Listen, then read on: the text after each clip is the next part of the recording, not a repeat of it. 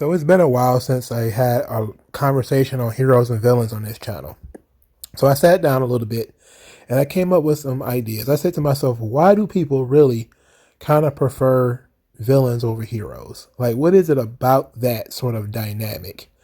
And what can we glean from that from like a psychological standpoint or a cultural standpoint? Like, what can we get from this idea that people are really, really, really far more interested in villains, at least for the last 20 years or so.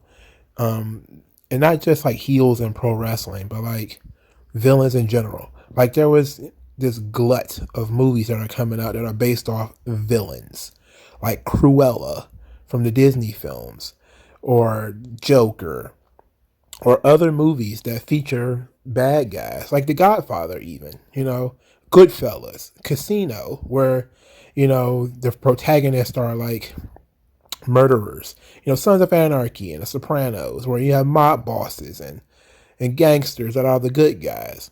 Why are these shows why are they so popular, with the moral ambiguity of them and everything? So I decided to sit down and come up with some reasons. I just kind of want to discuss them. So my first bullet point is that there is a belief that villains are more fun. In other words, that sin or evil is more enjoyable. So how I sat back and I came to this conclusion is that, villains are very self-indulgent and they very rarely deny themselves anything. And indulgence is fun, living life without limitations, without thoughts of others, without responsibilities can come across as a dream, you know? And villains often revel in these certain actions. They revel in actions that we necessarily wouldn't do ourselves, but we can understand. Things like revenge, things like immoral behavior or degeneracy. So let's go through some of these things. So like villains are very self-indulgent. They have no problem taking what they want, taking what they need. One of my favorite scenes is in the movie. I forget which movie it is. Is it Casino or is it Goodfellas? It's one of those movies with Joe Pesci in it. And he tells the guy, he's bullying some average Joe. He tells the guy, if you had any heart, you'd go out and rob and steal, just like we do, you know? And then you see the movie and it's like, what's that film? A Bronx Tale. And it's a Bronx Tale, if you've never seen it, is a movie where a little boy is idolizing a gangster from his neighborhood. Like and his dad's a bus driver. And you see in the film that he tells his dad, because the gangster who he has befriended tells him that work is for losers, And so then he yells at his dad, "Work is for losers, Dad."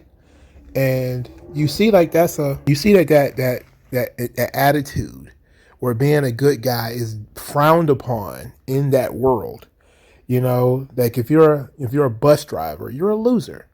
Now a Bronx Tale is it's a morality story, right? So in the end, not to, if the movie is 30 years old or something like that at this point, but the gangster gets what he deserves at the end, and the kid learns that, it's better to be on the straight and narrow.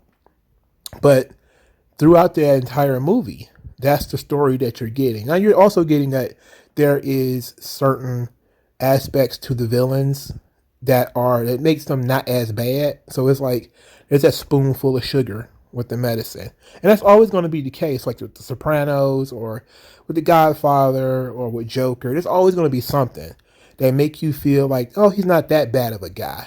But he's really indulging in very self-indulgent behavior. Rapid drug abuse, cheating on his wives and girlfriends, even abusing them in some situations. But they'll always set it up in a situation where you understand. And you're like, oh, okay, I get it. I see why he would do something like that. And when you see that sort of indulgence, you kind of begin to, in some ways, live vicariously through it. Like it's something that you would do if you were in that situation. Well, I would do that too, And when you look at it from a hero's perspective or from the perspective of a good guy, you wouldn't do that, And that's very boring. It can be very, very boring in a way, where somebody has to be chased and not, take advantage of somebody who's throwing themselves at them, even because they're married or because they got one itis. And, you know, like the old knights in the old movies where there was no other woman could tempt him, you know, because he's going to save the princess and the princess is the one for him. And all the other temptresses, they can be gone with their wickedness. You know, that's not how stories are written today. Now stories are written where the guy has a wife and a girlfriend on the side, and he's still chasing around his high school crushes and everything. Like, it's weird stuff. Like, there was a TV show recently on Power. It was on Stars, I believe, where, you know, it's a drug dealer. So bad guy is the quote hero of the story, and he's married, but he's also banging some chick that he knew from the past. And you're supposed to be like engaged in this and engrossed in it. And it ended up being a very successful series because people like that indulgent stuff. People like to see their heroes killing people and selling drugs. And people who don't do any of that stuff, they're the bad guys. So it's an interesting dynamic, but we see it so often that I really had to sit down and consider that. Like, and it's got to be that people enjoy self-indulgent behaviors and they actually wish that they could get involved with it themselves, you know. And another wonderful thing is, what, you know, as far as that I thought about, is how villains indulge in things like revenge, especially petty revenge. You know, sometimes you'll see a villain will do something. It's a minor slight, but they have to go to the extreme over a minor slight. And another one of these gangster movies, I'm almost certain it was Goodfellas this time, where you go get your fucking shine box, you know, something like that. Like, you had to kill the guy because he told you to go get your shine box. He embarrassed you in front of everybody, so you're gonna murder him, right? And that becomes like standard, you know. What was it, boys? No, not boys. It's a society where at the beginning of the movie, you know, the Asian shop owners are saying to the kid, you know, I feel so sorry for your mother, and then he shoots her, right? You know, boom, boom, boom, and you're just kind of like, wow. It's like, it's a great establishing scene where it tells you a lot about O-Dog as a character.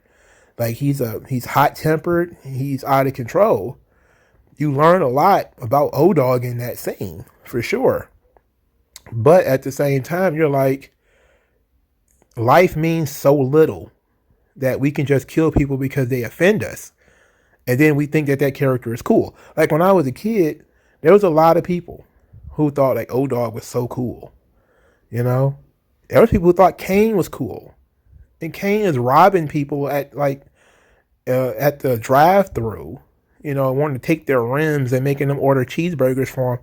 It was like a weird thing, but you realize that the more self-indulgent and the more greedy, lustful behaviors is usually what people want to emulate. And rap music is probably the number one when it comes to that sort of thing. You know, like, the more outrageous rap got, the more popular it got. The more people did drugs, the more people talked about killing each other, the more people, and it even went to the extremes of rape and, you know, all kind of crazy stuff. And the more popular it got, you know, the more people wanted to live through it. The more people wanted to act it out. And there is got to be something within human nature that says to us, this is how I would live if there were no consequences for my actions. You know, I only live like a good person because there's consequences for my actions. You know, and rappers and characters in movies, oftentimes, they live in a world without consequences. Now, usually, in a movie, especially in a morality tale, and the villains will get what they got coming. They'll either go into prison or they'll get killed. That's the beautiful thing about most mob movies. It's just why I don't exactly hate them. Is that you almost know from the beginning that it's not going to be a pretty end. So about just about every gangster or mob movie I've ever seen, you know, where characters get really trigger happy and they get like real hot tempered. Usually that's the downfall of the character, is that, you know, they're ill tempered or they're lustful, they're greedy or whatever. But we very rarely get to that point, you know. Like Scarface was one of those movies too, where I remember somebody used to say people wanted to be Scarface, but they never went to the end of the movie. I think that was a Jadakiss rap line. Like people wanted to be Scarface, but you didn't watch the whole movie. So you kind of have that mentality that near the end that people don't see the bad parts that come out of it. So my second bullet point is that villainy is seen as being more realistic. That's villains are self-indulgent and they have dreams to indulge without responsibility or accountability. That villainy seems to be a lot more realistic, and realism means that it's human nature to pursue these certain things, to abuse authority, for instance. And this leads us to something like the Ring of Gyges, right? If you never heard of the Ring of Gyges, it's from Aristotle, and it's a ring of invisibility, and it gives the wearer the ability to be invisible, so nobody will know that you ever did anything. So it says, so the way the parable goes is if you had this ring, and you could do whatever you want, because nobody will know that you did it, what would you do, right? So if you just separate that with superpowers, if you had superpowers or special abilities, how would you use them?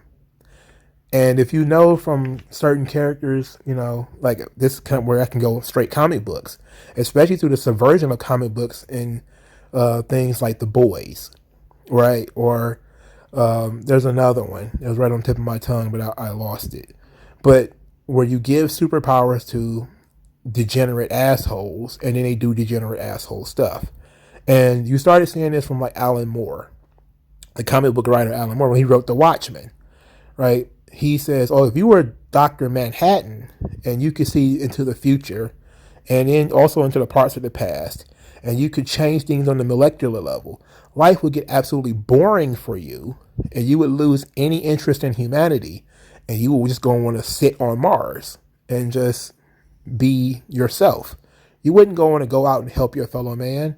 You wouldn't even be human anymore. You wouldn't have anything in common with the average person anymore. You would leave. And Alan Moore, to be a little bit more on the nose, and I don't know if you've ever seen the movie The League of Extraordinary Gentlemen, right? But there was actually a comic book called The League of Extraordinary Gentlemen. And The League of Extraordinary Gentlemen, for people who don't know, it's like a mix mash of like monster movies. So it's like a vampire girl. There's a Dr. Jekyll and Mr. Hyde. There's an invisible guy. There's like Captain Nemo. There's other people from various fables and other stories. And they're put on a team to basically go out and solve a problem.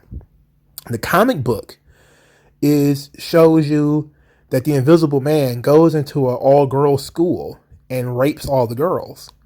And it's like a Christian school. So he goes into the school and he's just fucking all of these young girls because nobody can see him. And so all the young girls are popping up pregnant. And they're all like, we never had sex with any guys. It's all immaculate conception. So, the nuns or whatever come into a room and it's like some girl with her legs spread wide open screaming. And you can't see the guy plow into her. But, somebody with superpowers comes in and catches him. Because, we know that this guy is invisible. And that's how he gets caught. And then you're supposed to buy into this guy being one of the heroes of the story. This guy's a multiple rapist. It's absolutely ridiculous. But to Alan Moore, that's what normal people would do if you were invisible. You would go around and rape little girls. It's like, I don't think, now there is no doubt that some people would do that. But I wouldn't write that to be my hero of my story. And there's a certain level of degeneracy, and it says a lot about what you think about human beings. That you think that just because somebody has some type of power that they will abuse it. Now, don't get me wrong. Human beings do like to abuse their authority. They do. Human beings are naturally very easily tempted. And you can see this from a political perspective, not to get too political on you. But this is the entire argument around gun control, right? The entire argument about gun control is guns equals power. Why would you want to give the average person power, right? And it's a problem like, oh my God, if we give a guy a gun, he might go and, shoot somebody. It's like, yeah, but he has no intentions of shooting anybody. just has a gun. So if you replace gun with Green Lantern ring, then people are going to have the same mentality. Like, oh my God, I wouldn't want somebody to have a ring where they can just make things with light. And he could do it. He can do all types of weird stuff with that. Like, yeah, sure, he could. But that's why in the comic books, you have to be a certain kind of person to even have that kind of ring. And that was like one of the beautiful things about comic books before they became a corrupted medium, is you really had to have a certain type of character when you got powers, or they would find some way of making you that kind of person. Like when Superman was born with his abilities, right? But you still have his parents being pressed upon him, both his Earth parents and his parents from Krypton. You know, they're both influencing him as he grows up, and he's learning how to be a good person and what to use his powers for. Spider-Man has to learn. You know, that's where he gets the old great power comes great responsibility, because when Spider-Man first got his powers, he was like, oh, I'm super strong. I'm about to go make money. So he goes to make money, pro wrestling or whatever the hell he wanted to do. And, you know, he became a dumbass, but he had to learn through losing his Uncle Ben to use his powers for good. Right? But it's easy to say that people are corruptible and to think of somebody as being uncorruptible, somebody who can't be bought, somebody who can't be tempted. Like I said earlier, it's considered to be unrealistic. You know, it not only is it boring, but it's unrealistic. We want to see people make the decisions that we would make, at least decisions that you think that you would make. This, again, the Ring of Gyges, the Invisible Man. He would go rape all these girls, you know. And it's sad, but sure, there are certain people out there, and it's not wrong to say it. There are certain people out there who, if given the opportunity, you know, if there was a real Ring of Gyges, then sure, they would go out there and rape little girls, sure. And they would definitely get gutted like fish as soon as they got caught, too. They wouldn't be the heroes of the story, you know. We would recognize that what they did was wrong, and that what they did was evil if it took place in the real world. But because it takes place in a story, then ha ha ha, it's funny. Ha ha ha, it's not that bad. We can overlook it. It's like, no. No, not at all, bro. Bullet point. That being a villain is often quite easy. Since villains are antisocial, they eschew social norms and other entrapments, life would be easier and more pleasant. So you don't have to deal with anybody else. Again, since you are, you know, devoid of responsibility, devoid of accountability, you'll also be devoid of morality at this point too. Life would be very easy. You know, like I think probably the less stressed people are the people who steal for a living. You know, because they don't have that moral quandary about where they're going to get money from. They have no problem with stealing. You know, they don't have any problems with doing harm to others to get what they want. And since they don't have that problem, they don't deal with the stress. But being a good person or being a hero is supposed to be hard, because it's supposed to be admirable, right? So there's nothing that's done easily that is admirable. All things that are hard to do are admirable. But being a villain is easy, you know? Now, executing these criminal plans that you've come up with might not be easy. But I've often said on this channel that the reason why, you know, not to get too political again, but crime is not driven by poverty. Crime is about opportunity, and it's about people who follow incentives. It's easier to steal than it is to go to work. If you don't believe me, write down on a sheet of paper, how long would it take you to make $400 using, let's say, the minimum wage, right? How long would it take for you to make $400? And then don't forget tax, don't forget Social Security. And, you know, so once because those are issues in the United States. State tax, income tax, federal taxes, Social Security, all that kind of stuff that comes out of your paycheck. How long would it take you to make $400? Now, if I told you can make $400 breaking the law, and you can make it in an hour, you would do it without it. And if you don't have any compunctions about robbing people or doing harm to the community, you would do it. If you can make $400 in 30 minutes, as opposed to making it in 8 hours, you would do it. It would be in your best interest to do it. And that's why people try to do it. That's why people sell dope. That's why they steal cars. Because if you say, hey, how long could it take for me to make $500? It's like, well, I could go to work for 8 hours, probably 2 days out of the week. I may make $500, maybe, depending on, whether I'm married or not and all that kind of stuff. You look at all these barriers to making whatever you need to make. If you need to make rent or something like that, you need $500.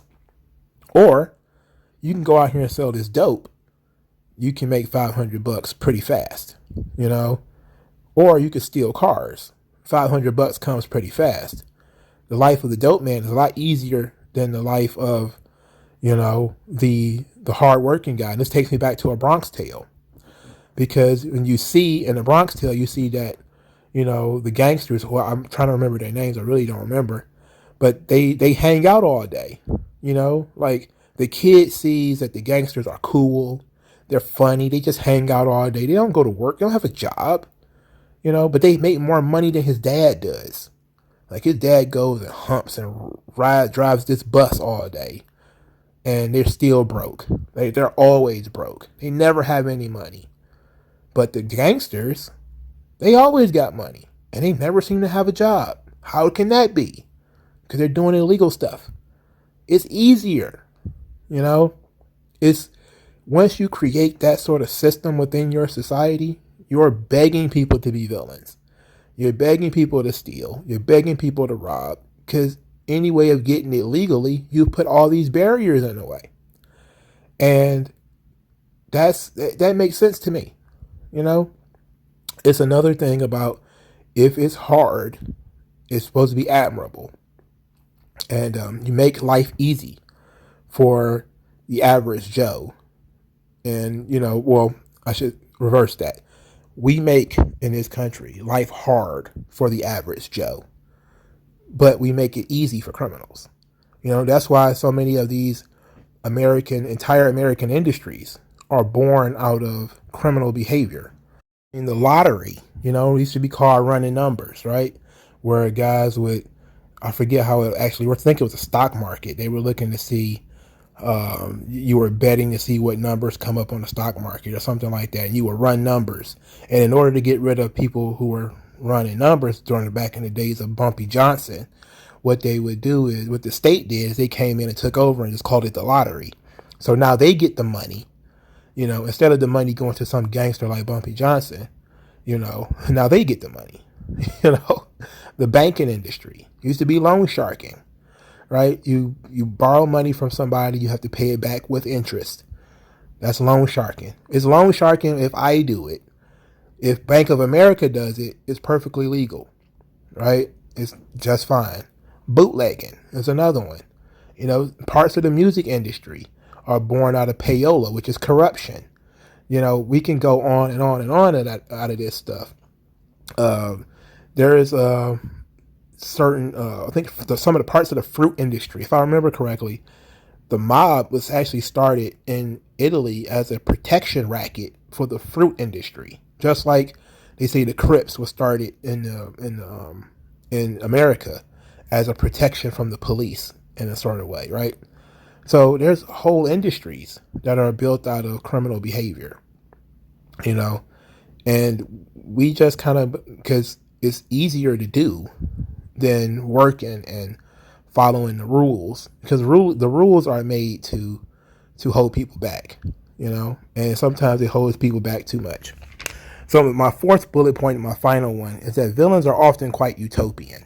They often see things in life in quite simple terms, and or they want to promote things in simple terms, and that villains have usually simple solutions where they believe they know best. This is where you typically see villains as know-it-alls, mad scientists or evil businessmen. And the heroes know that what they do, but they also know that, things aren't simple.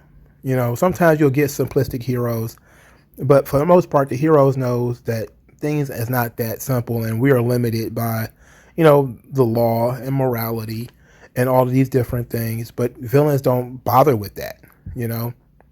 So, and you have the situation where a villain will believe that they're needed, where a hero will hope they weren't needed.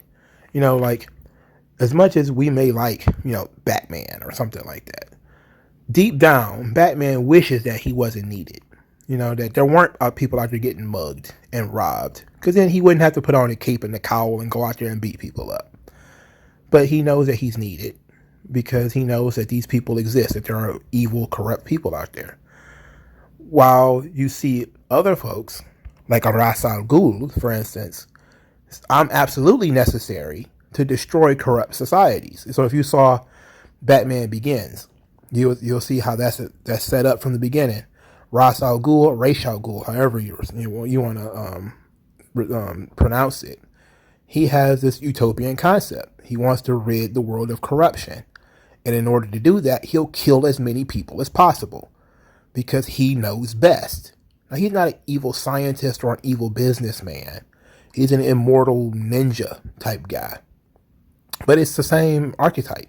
Thanos from the final Marvel movies, has this concept that everything should be balanced.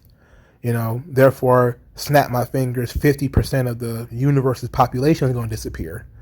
Now everybody's going to be balanced. We're going to get rid of overpopulation, right? There's a lot of people who believe in that overpopulation stuff, right? Got to kill all of these people, sterilize them, abort your children, that kind of thing. Because they have this utopian concept that I'm the only one who can fix the problem. And then you promote that the problem can be fixed through you. And sometimes people will come to believe it. Where you have the Malthusian concept of overpopulation, that we have to do something to prevent the earth from being overpopulated, and there's not going to be enough resources for everybody.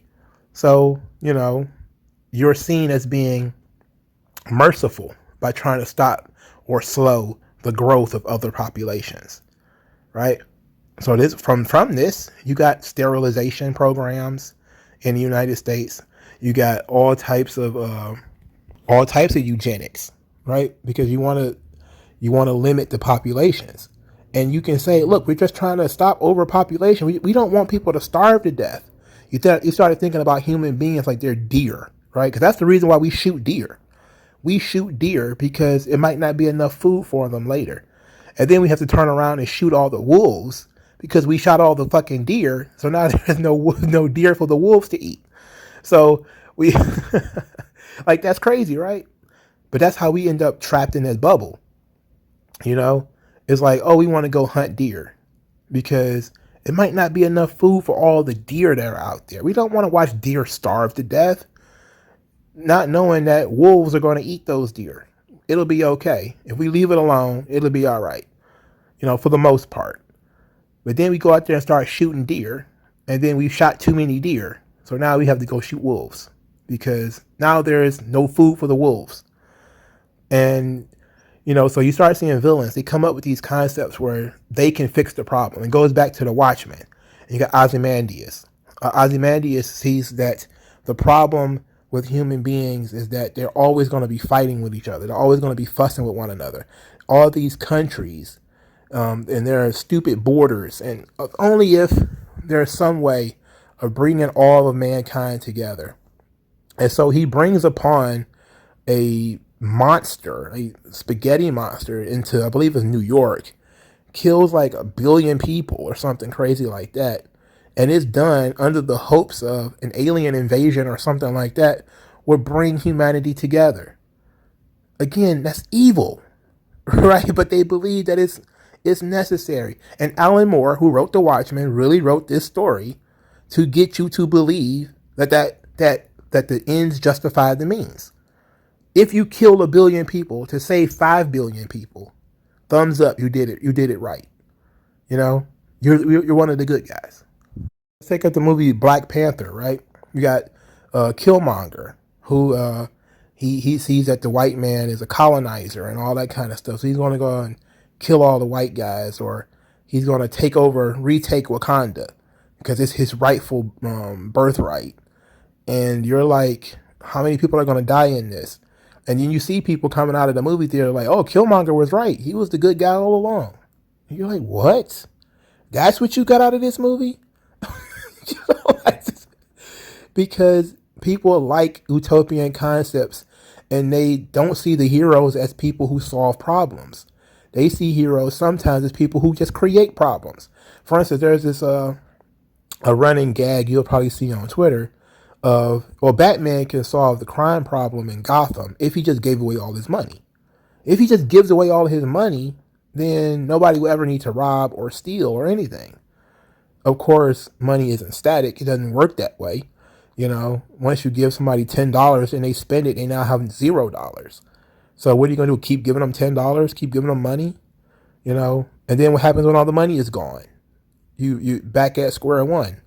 The problem is the corrupt individual, not the cash, not the inequality of it. It's, you know, can somebody make money legally fast? The answer is no. Therefore, people are going to steal. They're going to rob. They're going to shoot each other, whatever it may be. But there's that belief, you know, Spider-Man is a bully. I think I went through that before on this channel, that people believe Spider-Man is a bully because he trash talks his enemies sometimes. But when you look at their villains, the villains are utopian. If you look at Spider-Man 2, you have Dr. Octopus. He wants to create sustainable energy to power an entire city with one little cube or one little ball or something like that, right? A completely utopian thing, because you realize from watching the movie that he doesn't know what he's doing. You know, he's a mad scientist, but he's not quite sure how this works. Like, it's an unstable material that he's working with. And if he screws it up, he could kill everybody. But he has such unshakable faith and self-indulgence that, well, if it blows up and kills everybody, I failed. But what if it doesn't?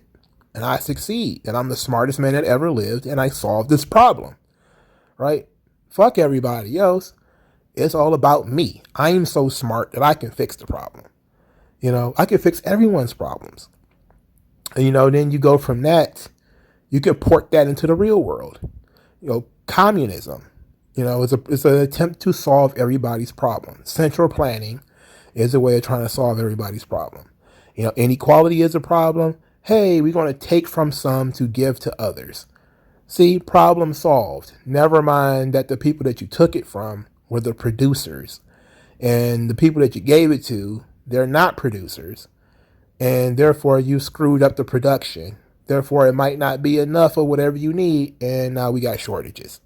So, you know, and then you go from shortages to there's nothing to people are eating their pets, because that's how communism works.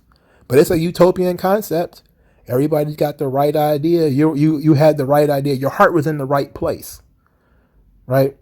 And once you see people start to do that, that makes villains very, very enticing, because you see Michael Corleone getting involved with the mafia. You know, he was a what was he? A guy in the army. You know, he wasn't really into the mob side of the family until it became necessary for him to be inside of the mob side of the family. And then he started doing it for his family. It became, everything was for his family. You know, that's what you believed until he shot Fredo in the head.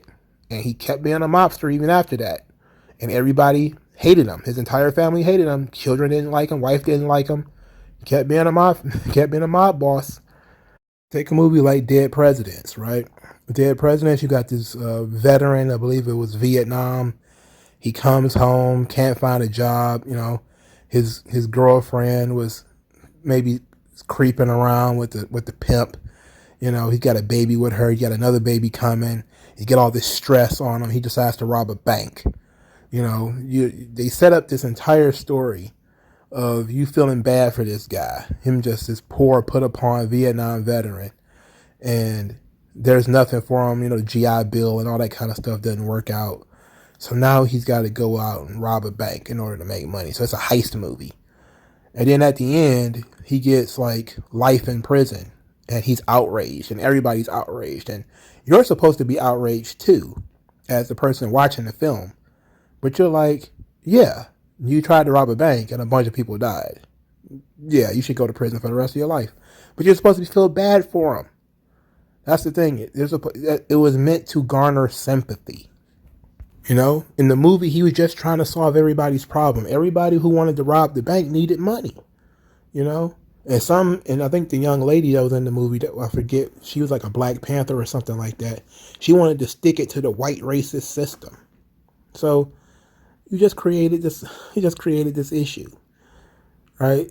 So utopianism is number one for me. When somebody's utopian, they don't accept that there's going to be downsides to whatever idea that they want to produce, or idea they want to push. I really question it, because most heroes are, and most good people, they understand that life is full of checks and balances. They understand that there are certain things they can't do, certain lines they can't cross. Superman and Batman, they usually have that line of not killing. Batman says, the difference between me and the Joker, and me and Two-Face, me and the Penguin, is that those guys are killers, and those guys are thieves, those guys are crooks, and I'm not. I'm not a crook, I'm not a thief. Life is not going to be easy. Now Batman's life is fairly easy because he's a billionaire, but it's a situation where even if he wasn't a billionaire, he still wouldn't go out stealing, still wouldn't go out robbing, and he probably still would go out and help people because it's admirable, it's worth doing. But we understand that, villains are utopians. They see the world in black and white sometimes. They see that themselves, they can answer all of the world's questions. They're smarter than everybody else. I got the answer. I know what to do. And then everything is easy for them because they have no compunctions and no problem with destroying the lives of others. And that's what I mean by, that's why I think communism was a perfect example. Because when you talk to a communist, inside of them is a murderer every single time. I have yet to meet a communist who didn't recognize that, okay, sometimes people are going to starve. You might have to shoot somebody in order to take over their farm, and they're okay with that, right? They're just okay with it because it's sacrificing you for the greater good. There's always a greater good to sacrifice you for, not necessarily themselves, you. And villains think that way. Villains like Thanos wasn't going to sacrifice himself and his 50% of the universe population that was going to get bamfed out of, it wasn't going to be him. It was going to be everybody else, so that type of thing, you have to really think about it. And so those were the four things that came to my mind when I started thinking about why people prefer villains over heroes. And I think it's because villains always try to answer all of your questions. And they always say that any externality that's going to be a problem, we can work with that. We'll just have to accept it. They see things as being very easy because they don't have the same morals as everybody else. They're not as boring. They could be a lot very dynamic, and they're seen as being more realistic.